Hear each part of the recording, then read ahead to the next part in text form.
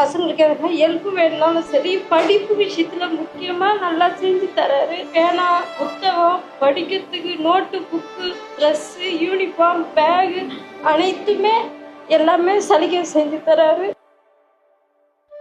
School uniform, pen, book எல்லாத்துக்கும் school fees இது எல்லாத்துக்கும் ஹெல்ப் பண்ணுறாங்க.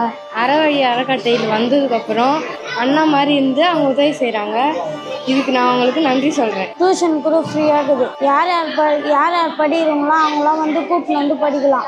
நம்ம டீமை புளியங்கனில் இயங்கிட்டு வர அறவழி அறக்கட்டையில் ஒரு சின்ன ப்ரோக்ராம் இருக்கு ப்ரோ, வரீங்களான்னு சொல்லி கேட்டிருந்தாங்க. ஸோ அதுக்காக போயிருந்தோம். உண்மையாகவே சொல்கிறேன், அந்த இடத்துல பார்த்த ஒவ்வொரு விஷயமும் மனசை தொட்டுடுச்சு. அங்கே படிக்கிற பள்ளி மாணவர்களுக்கு புத்தகம், பேக், யூனிஃபார்ம் எல்லாமே வாங்கிட்டு இருந்தாங்க. அதை வாங்கிட்டு அங்கே இருக்க குழந்தைகளோட முகத்தை பார்க்கும்போது ரொம்ப சந்தோஷமாகவே இருந்தது. அது மட்டும் இல்லை, இங்கே 30க்கும் மேற்பட்ட குழந்தைகள் தினம் இலவசமாக டியூஷன் எடுக்கிறாங்க. அவங்களோட படிப்பை ஒரு நல்ல பாதைக்கு கொண்டு போகணுன்ற ஒரு பெரிய பணியை இந்த அறக்கட்டையில செஞ்சுட்டு வருது. இந்த நிகழ்ச்சியில என்னையும் கூப்பிட்டு மரியாதை செஞ்சாங்க. மறக்க முடியாத தருணமா இருந்தது. ஆனா என்ன ரொம்ப பாதிச்ச ஒரு விஷயம் என்னன்னாக்கா, அங்க படிக்கிற பல குழந்தைகளுக்கு பெற்றோர்கள் இல்ல.